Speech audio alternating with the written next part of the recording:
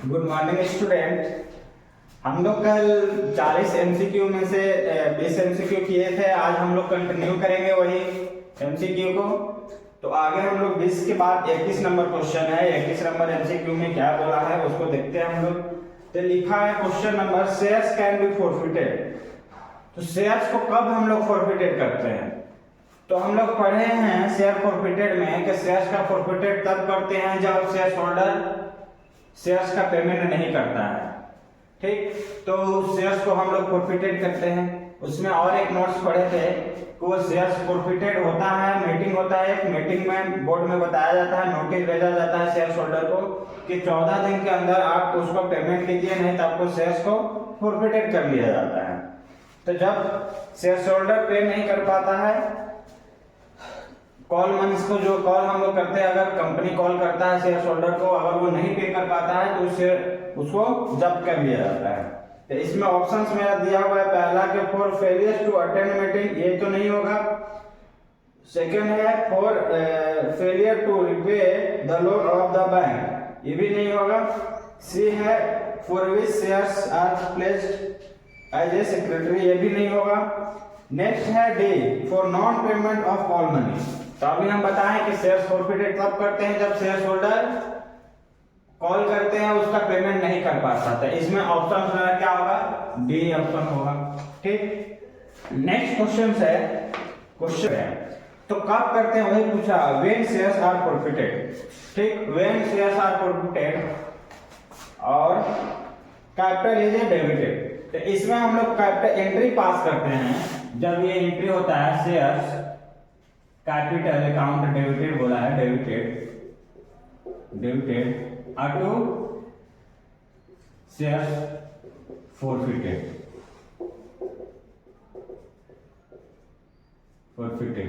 जब ये जिसे 21 नंबर में है कि वो पे नहीं कर पाता तो शेयर्स को क्या करते हैं हम लोग? फॉरफिटेड करते हैं। तो फॉरफिटेड का एंट्री होता है shares capital account debit to share forfeited. तो किस वैल्यू पे इसको हम लोग फॉरफिटेड करते हैं? जो कॉल्ड अप किए हैं, जो उसको कॉल किए हैं उस अमाउंट पे करते हैं कि नॉर्मल वैल्यू पे करते हैं कि पेड अप अमाउंट पे करते हैं कि नॉन ऑफ दिस।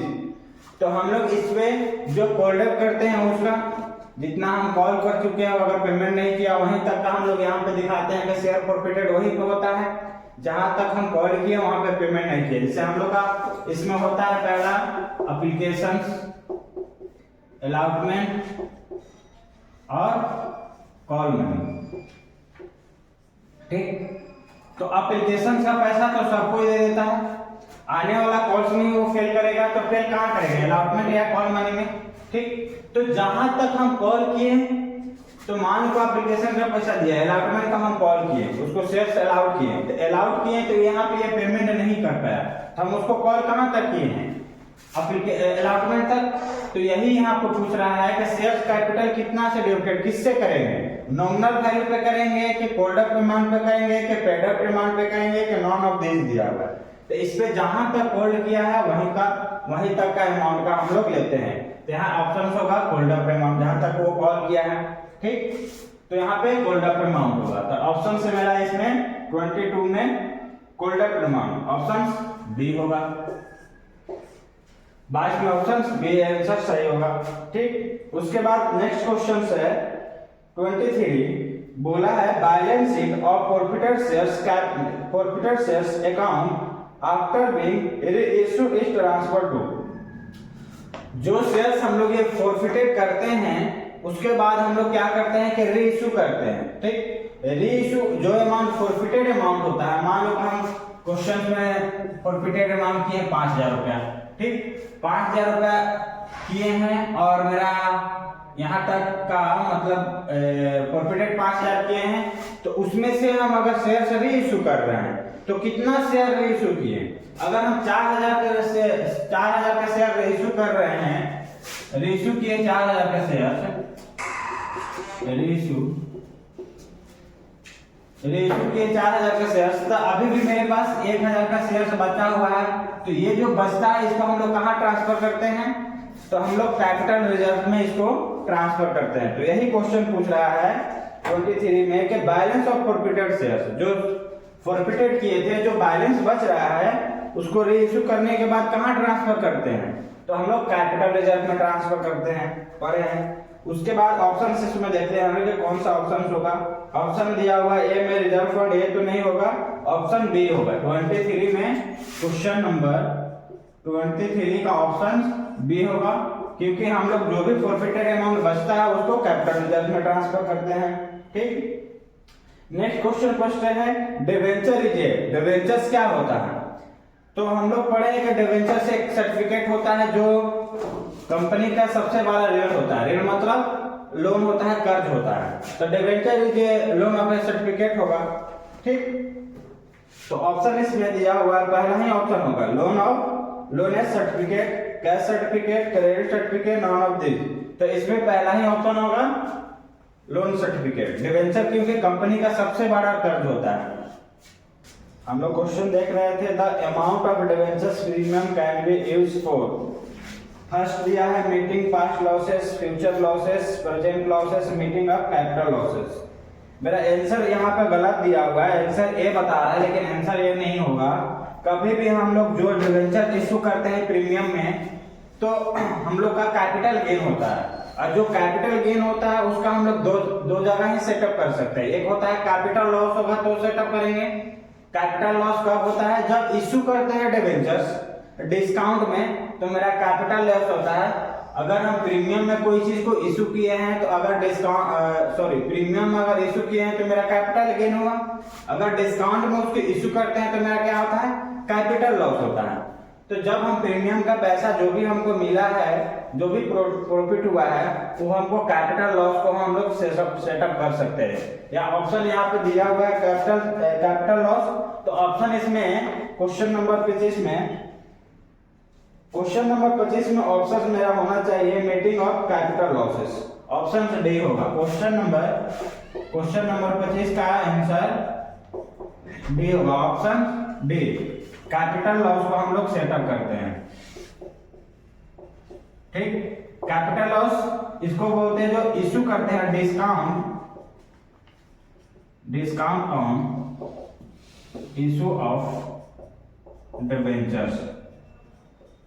जब डिस्काउंट को हम इशू करते हैं डिबेंचर्स, तब मेरा कैपिटल लॉस होता है। ठीक, तो जो भी प्रीमियम का पैसा अगर डिबेंचर्स में हमको मिला है तो उसको यूज कहाँ कर सकते हैं, कैपिटल लॉस के लिए। तो ऑप्शन डी होगा। ठीक, क्वेश्चन नंबर आगे हम लोग पढ़ते हैं 26 में दिया है if debentures purchase in open market are not immediately cancel this are. तो ये इन्वेस्टमेंट होगा।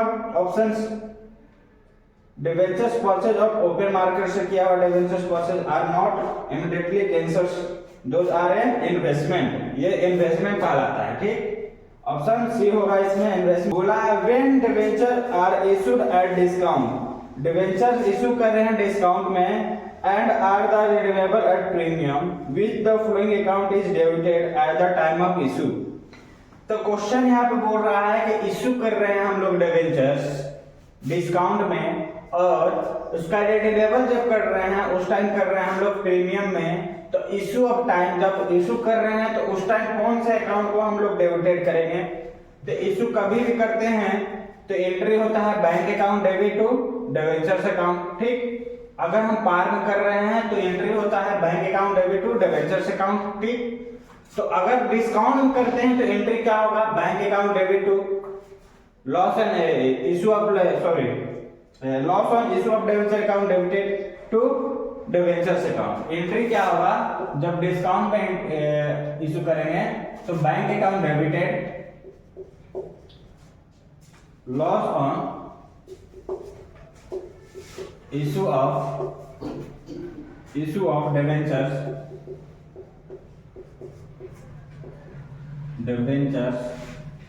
Account debited to debentures account.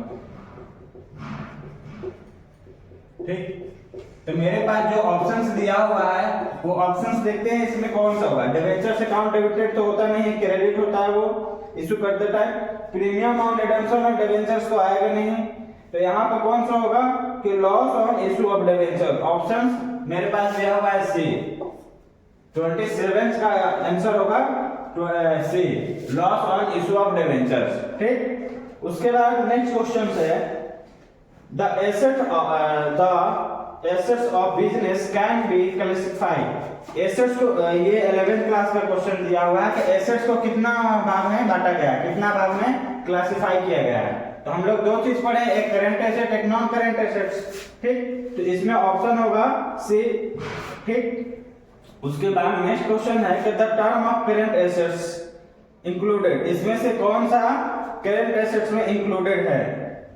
Stock भी करंट एसेट्स होता है, डेटा भी करंट एसेट्स होता है और कैश भी करंट एसेट्स होता है। तो इसमें मेरा ऑप्शन होगा ऑल ऑफ दिस 29। ये तो इजी क्वेश्चन है।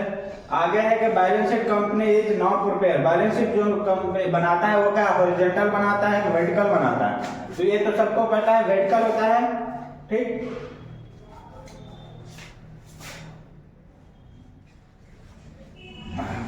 उसके बाद नेक्स्ट क्वेश्चन है क्वेश्चन नंबर 31 में बोला है कि debenture are shown in the balance sheet under the head of. ठीक, तो हम लोग जो बैलेंस शीट बनाते हैं तो वो बैलेंस शीट में किस हेड का अंतर्गत में डिबेंचर्स को दिखाते हैं। ठीक, तो एक होता है शेयर होल्डर फंड, उसके बाद नीचे होता है लॉन्ग टर्म बोरोइंग वाला।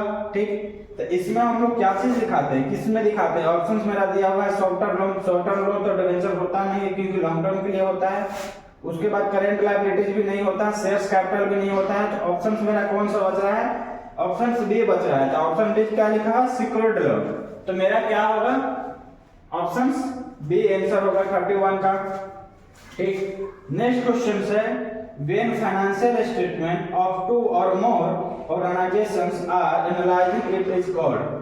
ठीक, बोल रहा है when financial statement two or more organizations analyzing it is called। इसको क्या बोलते हैं, इंटरनल फॉर्म एनालिसिस। इसको बोलते हैं हम लोग इंटरनल फॉर्म एनालिसिस। तो ऑप्शन इसमें क्या आंसर होगा, ऑप्शन बी होगा। 32 में ऑप्शन बी होगा। नेक्स्ट क्वेश्चन है 33 में बोला है for whom is the analysis of financial statement not significant। ठीक, तो इसमें analysis not significant, investor, government, ambassador of India, company, employ. तो इन्वेस्टर के लिए भी काम रहता है, गवर्नमेंट के लिए भी होता है और कंपनी एम्प्लॉय के लिए भी एनालिसिस स्टेटमेंट जरूरी रहता है। एक चीज है एम्बेसडर ऑफ इंडिया सी, 33 का सी होगा। उसके बाद बोल रहा है 34 में when bad option of the business is stated to be depreciated as goods is known as। when bad positions of business is stated as depreciated as goods it is known as। तो इसमें लिखा है personal price level changes wind up dressings all of the ages. तो इसमें मेरा option होगा C, wind dressing. ठीक, question number 35 है अगला क्वेश्चन, देखते हैं 35 में क्या बोला है। Which of the following asset is not taken into consideration in the calculating acid test ratio। Acid test ratio का दो तीन नाम हम लोग पढ़े हैं। एसिड टेस्ट रेशियो का दो तीन नाम पढ़े हैं जिसको हम लोग क्विक रेशियो भी बोलते हैं। दो नाम पढ़े हैं, इसका क्विक रेशियो भी होता है।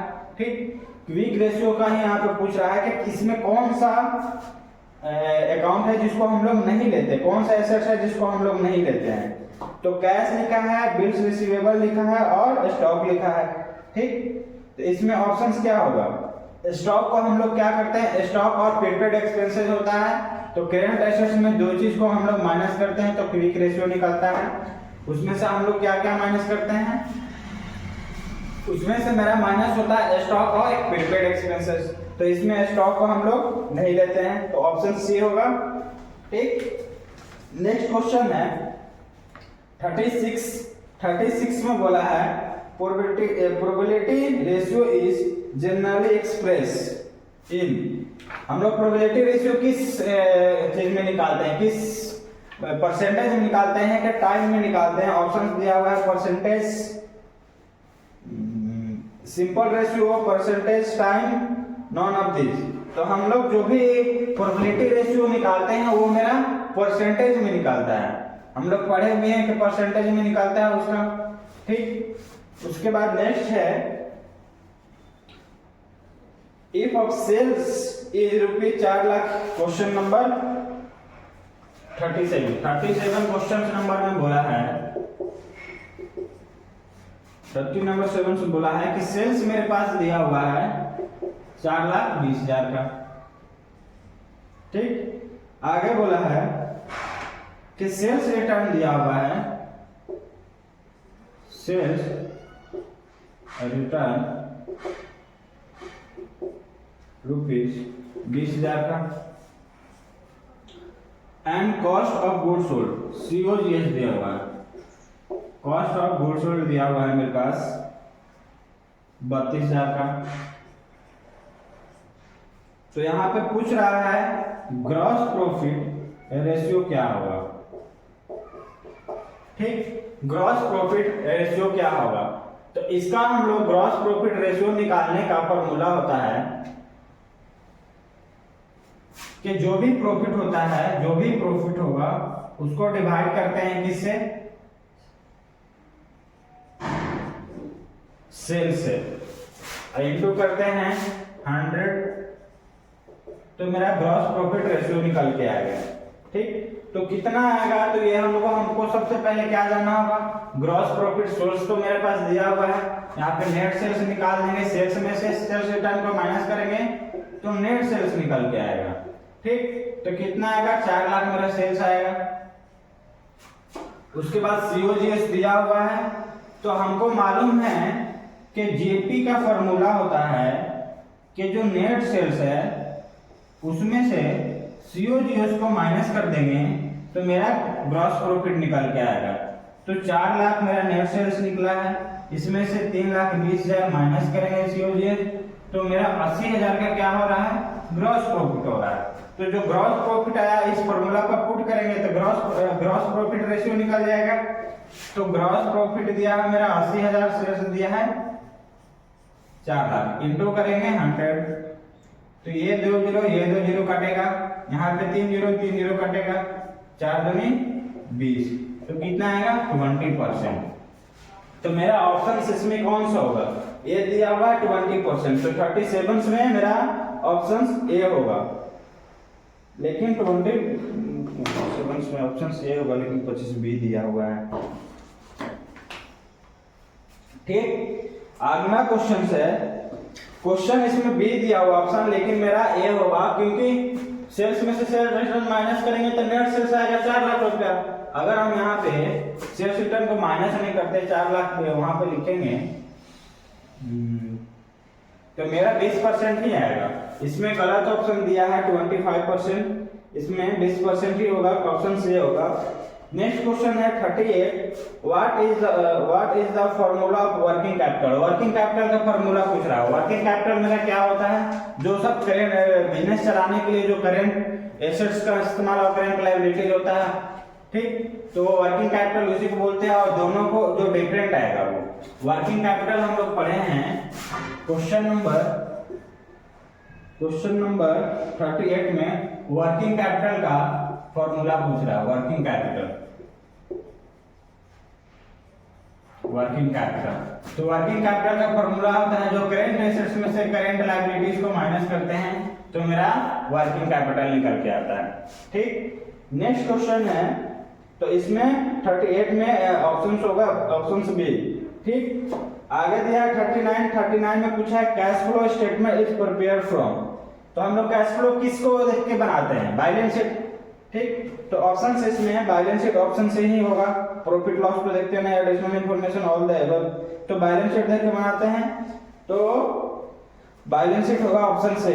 क्वेश्चन नंबर लास्ट है मेरा, क्वेश्चन है लास्ट क्वेश्चन दिया हुआ है 40 नंबर लास्ट क्वेश्चन है। देखते हैं इसमें क्या पूछ रहा है, which of the following is not a cash inflow. इसमें कौन सा ऑप्शन दिया हुआ है जिसमें कैश का इनफ्लो नहीं होता है। ठीक, तो अगर डिक्रीज इन डेटर से कैश का इनफ्लो होता है क्योंकि हम लोग पढ़े हैं कैश फ्लो ऑपरेटिंग एक्टिविटी में कि अगर कोई भी करेंट एसेट डिक्रीज होता है तो उसमें कैश का इनफ्लो होता है, और कोई भी करेंट लायबिलिटी डिक्रीज होता है तो उसमें कैश का आउटफ्लो होता है। ठीक, अगर कोई भी करेंट एसेट्स है अगर इंक्रीज कर रहा है तो उसमें क्या होता है, कैश का आउटफ्लो होता है। अगर कोई भी इंक्रीज कर रहा है करेंट लायबिलिटीज तो उसमें कैश का आउटफ्लो होता है। क्योंकि डेटर, मान लो कि चलो मेरा डेटर्स क्या होता है, डेटर्स होता है करेंट लायबिलिटी। अगर यह वैल्यू मेरा 16 में और 17 दो चीज दिया हुआ है, 17 और 18, अगर डेटर का वैल्यू यहाँ पे 10,000 दिखा रहा है और यहाँ पे 8,000, तो वैल्यू क्या किया, कंपेयर करने से 2,000 से डिक्रीज हुआ है। 2,000 डिक्रीज का मतलब कि पहले 10,000 रुपया था उसके पास बकाया, अब 8,000 दिख रहा है, मतलब 2,000 रुपया मेरे पास क्या हुआ है, बिजनेस में इनफ्लो हुआ है, मतलब आया है। तो आया है तो इसलिए इसको हम लोग प्लस करते हैं, इनफ्लो हुआ। अगर यही चीज डेटर का वैल्यू 8,000 की जगह अब यहाँ पे 10,000 हो गया, तो 2,000 से इंक्रीज किया, 10,000 पहले बेचे थे, फिर 8,000 का बेचे थे, फिर 10,000 का दिख रहा है, मतलब और 2,000 उधार में बेचे, तो इसमें कैश का इनफ्लो तो हुआ नहीं। ठीक, इसमें कैश का इनफ्लो नहीं हुआ, तो क्या हुआ, इंक्रीज किया तो कैश का आउटफ्लो होगा। ठीक, वैसे ही हम लोग फिर अगर यहाँ पे कोई क्रेडिटर था, क्रेडिटर का वैल्यू दिया हुआ है 17 में 10, यहाँ पे 8,000 रुपए, तो क्रेडिटर पहले हम उधार में खरीदे 10,000, अभी दिख रहा है 8,000, मतलब 2,000 का हम पेमेंट किए होंगे। तो इसमें मेरा कैश के बारे में सोचना है कि कैश मेरे पास आ रहा है कि जा रहा है, तो इसमें क्या होगा कि कैश का आउटफ्लो होगा। क्योंकि यहाँ पहले बात मेरे पास उधार में 10,000 खरीदे थे, अब 8,000 का देता है, मतलब 2,000 का हम 2,000 का क्या किए होंगे, पेमेंट किए होंगे, मतलब कैश का आउटफ्लो हुआ होगा। ठीक, इसलिए ये माइनस होगा।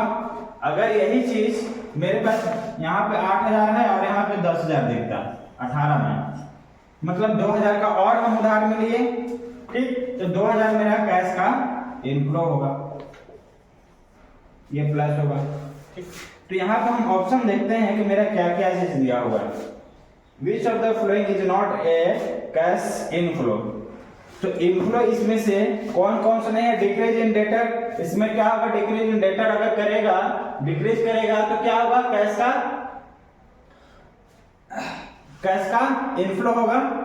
ठीक, पहले 10 था, अब 8, मतलब 2,000 हमको मिला तो इनफ्लो हुआ। फिर इशू ऑफ शेयर इशू करेंगे तो उसमें भी हमको कैश मिलेगा, तो कैश का इनफ्लो होगा। ठीक, ये ऑप्शन बी भी नहीं होगा।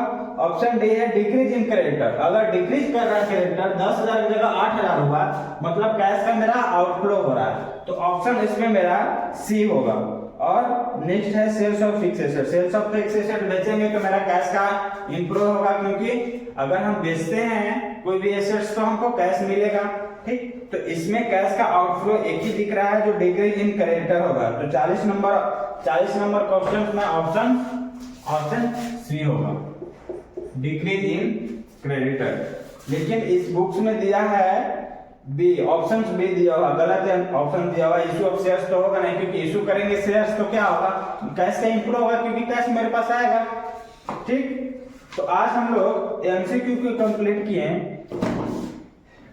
आगे हम लोग एमसीक्यू, आज मेरा 40 एमसीक्यू कंप्लीट हुआ, आगे हम लोग पार्ट बी बनाएंगे। पार्ट बी में हम लोग जो भी लॉन्ग टर्म क्वेश्चंस है, जो भी सब्जेक्टिव क्वेश्चंस है, उसको सॉल्व करेंगे और कंटिन्यू करेंगे।